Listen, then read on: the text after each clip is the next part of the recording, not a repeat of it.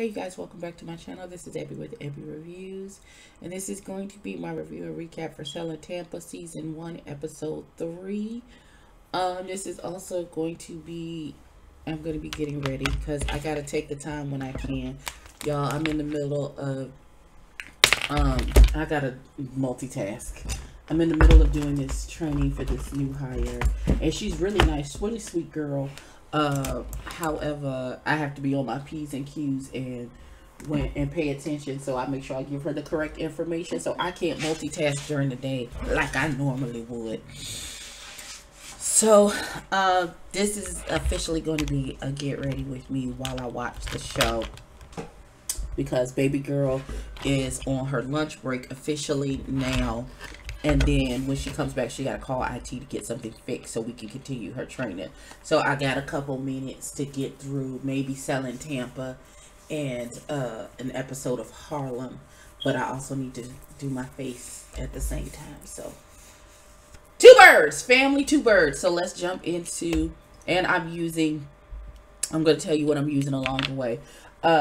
Today for foundation, I'm using the Rodale Glass Primer that I got in my Ipsy box yesterday, and I'm using the Bite Beauty. I've been using this the last couple of days, and I'm absolutely in love with it. This is Bite Beauty Micellar foundation.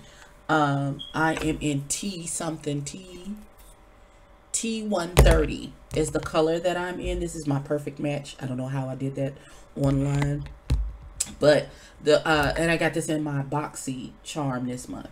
So that's where we're gonna start. And for my eyes, because if I don't remember, I think everything else is just normal stuff that I use every day. The Shanna B Miami Nights palette is what I got in my Ipsy box, is what I'm gonna use on my eyes if we make it to that process. Oh, oops. In this video, see, my thing fell over and everything. Okay, so let's jump into, hold on, well, let's put this on first together so we can see what she's giving.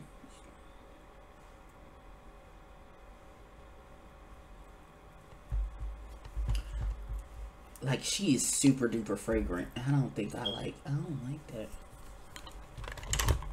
I don't think I like that, but we gonna,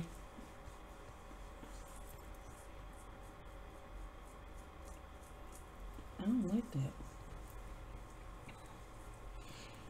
I'll leave my edges when we're done.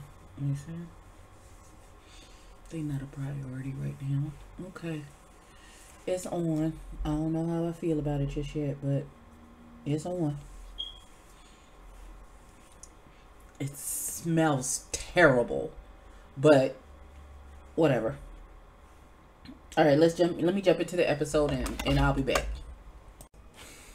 Okay, before we get to the nieces, Colony and Anne, we start with at Sherelle's house, and she's got this charcuterie board situation, and she has invited Joanna over for them to, I guess, rehash what happened at the end of the last episode with them coming up on the boat and everything, and then they imitate the girls' reactions to them showing up, and they giggling about it. And then, you know, she was like, then she asked, Sherelle asked Joanna why she ain't told nobody what was going on, and Joanna is really like, it is really not anybody's business, but I don't want to feel like they think I can't do my job because I'm going through and all of these things.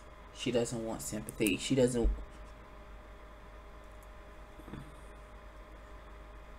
want to feel like, I guess, there's blood in the water where she can be replaced. If they think she's going through something, and not that they want to rally behind her and make sure that she is okay and she's emotionally fit and stuff like that, but she feels like they'll be coming for her if they find out that she has, that they perceive, if they perceive any weakness in the fact that she is going through this particular divorce. But okay, fine. If you're wondering, concealer, Bye Bye Under Eye by It's Cosmetics. I am in the color Tan Rich 35.5. If my eyeballs are working correctly. Let's get back into it with the nieces who are at a bar, and I'm sure they're going to talk about this meeting that just took place with them arguing with Rena and stuff. Okay, so the nieces are talking about this $3 million offer. And so Anne is talking about, we're gonna get to this double date in 1 second.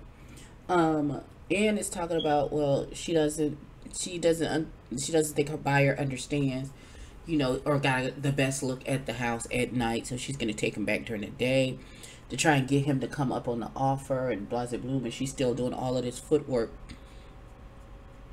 to get the deal closed. Now, at this point, if she is having to re-show the house, having to talk to this man, do all of these things, and Miss Tennille, you didn't sell anything, so you get no commission. And I'm glad that this has happened, because people really was like, oh, she should get something. But should she though? Because I don't think so. All right. Anyway, moving on. They also had a conversation about Anne and Colony going on a double date. And she was like, I just want to let you know, they had a good time, blah, blah, blah, but she's not interested. Because how you on a first date, a blind date with somebody, you're not paying the bill, bruh? What the hell do you think this is? Okay. I'm just going to carve my eyebrows just a teeny tiny. I don't have to do much, but I do want to clean them up just a little on the tail end. My man did not pay the bill for the date. Like, what? Okay.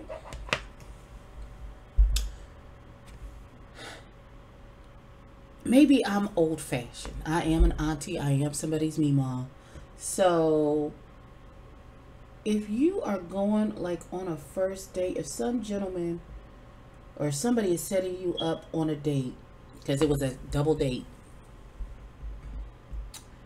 and you are trying to make a good first impression, you're not going to pay for the date?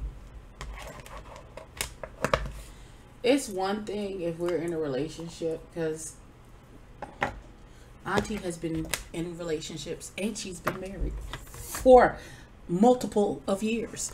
And it becomes very, it's supposed to be reciprocal. If, I'm old fashioned though. If you ask me out on a date, I expect you to pay for the date. Now, I don't know if this young man actually did the asking, or they was like, oh, my friend is trying to holler at your friend and blah, blah, blah, that type of thing. But if you thought you was going to make a good impression with this young lady and then did not pay for this date. Okay, sir. All right, that's not how this works. That's not how any of this works. But all right, dear. Be safe out there, beloved. I don't know what to... At this point, you legit need to find you something safe to do, because this ain't it. This just ain't it, beloved. This just ain't... Can I not poke myself in the eye with a friggin' sponge, please? Alright, so I'm jumping back into what's happening next. Okay, so we have met Miss Alexis. Miss Alexis is an NFL wife, and she's been paired with Tennille because she hasn't been bringing in as good of numbers, I guess, as she needed to. And so they go to meet Rhonda Shear, who has an $11 million home. And so they go and tour the house and stuff, and they go out to look at the deck, and Miss Shear said, I'm going to wait for y'all right here because I'm going to drink the rest of the champagne while y'all are looking at the dock and touring the dock and all that other good stuff. So she does that, and then Tennille and Alexis have a conversation, and Tennille is giving very nice, nasty energy. I don't understand. She was like, they were talking about finding buyers. They like, we're going to bring this back to the ladies and see if they have any buyers for the house. And she was like, do you have your buyers lined up? And Alexis was like, yep, sure do. I have several. And then she was like, with verifiable funds? She was like, yes. And Tennille is giving very much, you're a liar, bitch, and get out of my face. Okay, all right. If you're wondering, this is Juvia's Place pressed powder that I'm using to bake today in the color Kalahari, which is a golden yellow. But yeah, listen, I don't know if she was meaning to be offensive. But I was taken aback by how Tennille was treating Alexis. Oh, Jesus.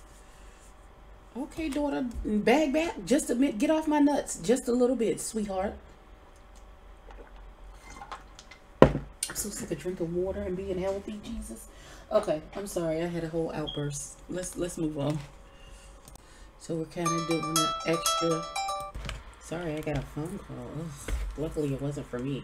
So, before I jump back into, because y'all saw me just put the primer on my eyeballs, it's Anastasia Beverly Hills. This is the palette that we're playing in. I think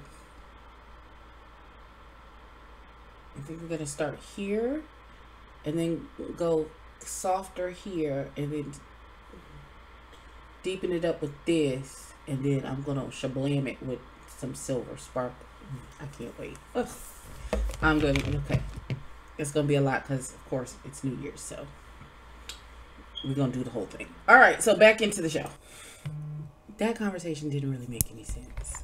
Didn't really make any. They were comparing apples to oranges. They were just really, both of them are in their feelings, honestly, about what is going on.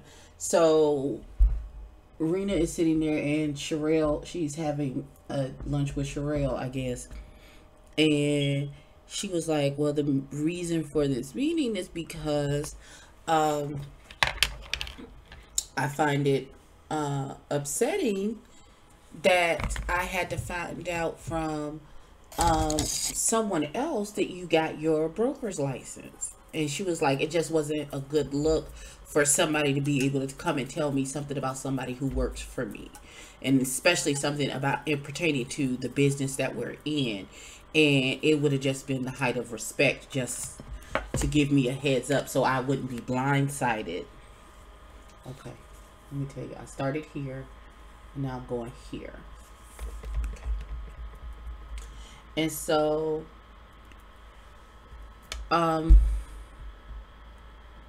Rena says, well, I don't like the fact that you are making changes to the company and we don't find out until the change has been implemented.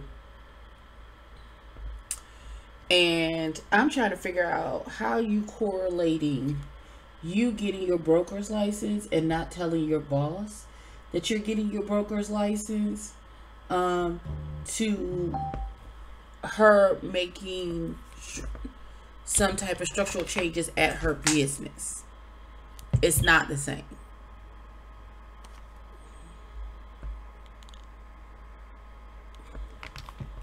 Hold on. It's not the same. It's not the same thing. Like, how are you going to tell your boss, I would like to be included on the decisions that you make about the infrastructure of your business? Why do you think you should be privy to? You're an employee. You are not an owner. You not. Did you put money in on? Like, I'm trying to figure out, why does she feel so entitled to know that type of business and have that type of input.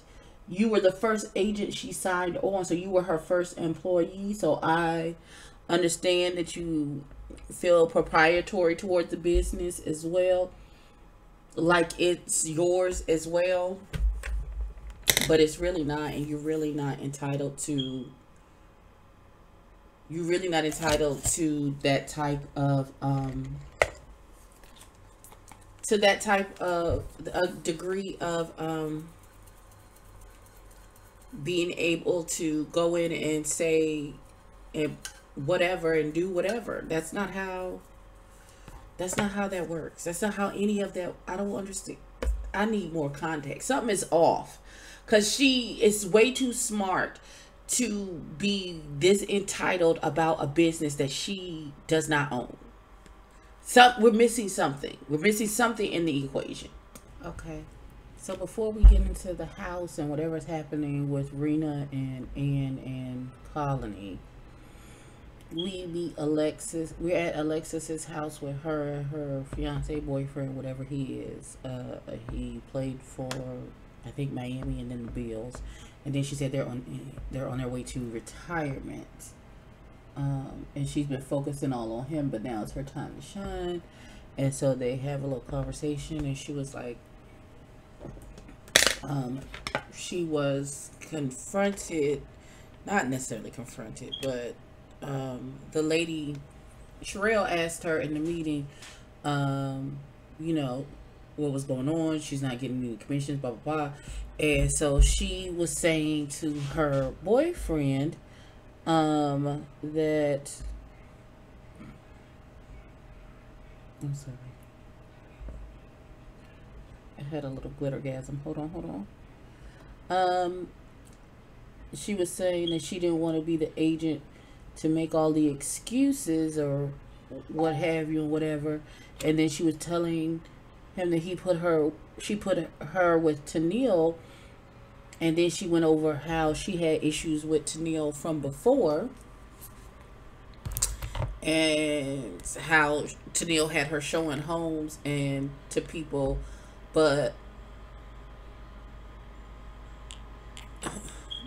okay, that's perfect. So she could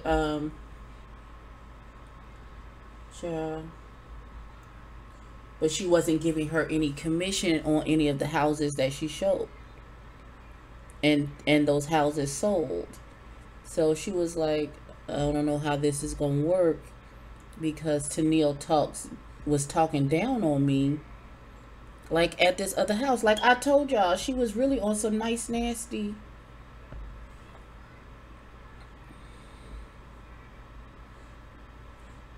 She was really on some nice nasty stuff. So we're gonna see how that works out. That's a lot. All right. Okay, so that was about exactly what I thought it was going to be about. Oh my God. Okay, so Rena just didn't invite these babies down here just to gawk at this gorgeous house that she is getting ready to try and sell. She also brought them to let them know that, you know, she's feeling away, and she she has her brokerage license, and she's thinking about stepping out and starting her own firm. And then this is where it goes left. She then says to these two young agents, Sophia and Colony, she basically says, if I leave, would you come with me? Now, Anne is like, you know, the way things have been going with the commission structure, and hold on, I have to clean up under my eye just in case, because I got glitter on this bottom edge, and let me see if I can just clean it up just a little bit.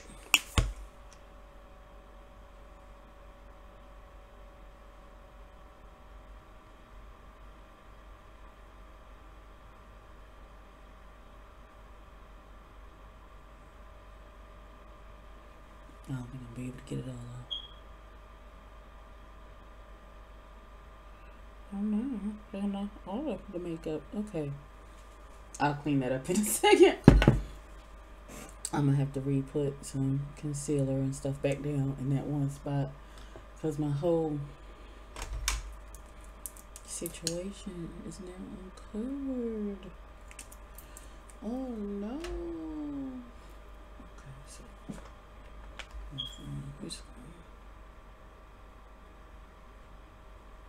we're gonna clean that up, but just a teensy bit. You know, cover up the hole that I made in my concealer. Okay. So,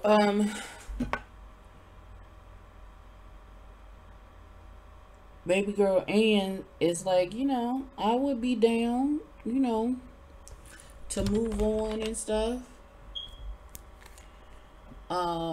Colony is like,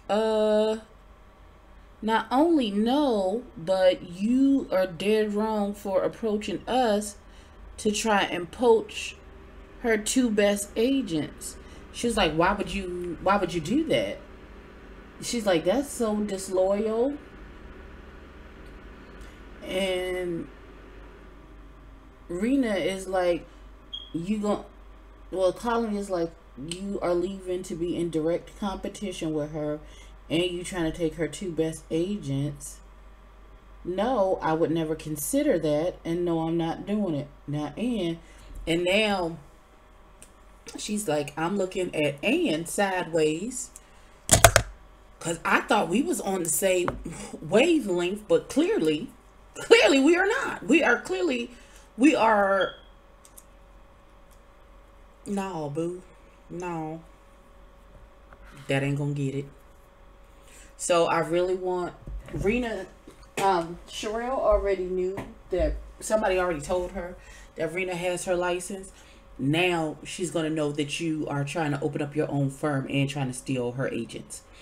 So I back up for the explosion because I can feel it coming. I really can. I tried to tell her when she had this conversation with her little raggedy husband. If you're going to leave and start your own shit, leave and start your own shit. Don't try and poach. It's disloyal. It's disrespectful. Don't try and do that. Don't do that. Child, little Miss Ann, she doing a lot. She is doing a whole lot right now. So, first of all, the asking price for the house was $9 million. Her cheap ass client was offering $3 million. She took him back to the property, walked him through the property over the phone, and he came up another $1 million for $4 million, which isn't even half of what they were asking for this house. Now, the next day, Joanna is having a meeting with Sherelle. She's like, we got to talk to Ann because that house is under contract. And Joanna was like, oh, with Ann's project buyer? And she was like, no, not with someone else's buyer. And so they call Ann in, and they was like, what's going on with your buyer for the house? And she tells them, oh, I was able to get him to come up to another $1 million. And she was like, Ann, the house is currently under contract at this point. So Ann has a very say la vie, it is what it is. You know, I was just trying to start the conversation. You know, she was like, those people wouldn't have even entertained that offer. And you didn't even submit an offer for them to entertain. And Ann is giving a lot of pushback about what it is, and she's not understanding. They weren't ever going to entertain less than half of the asking price for this house.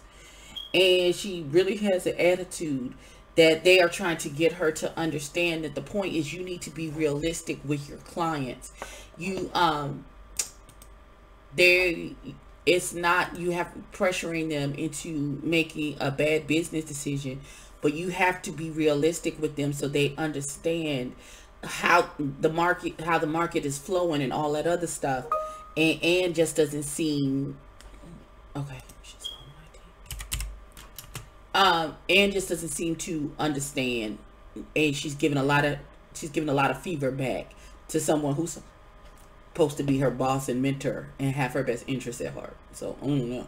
All right, so that's how the episode ended, with Miss Ann having an attitude, and she says she's taking a lunch and waltzing out in that little tiny inappropriate dress for her to be at work in.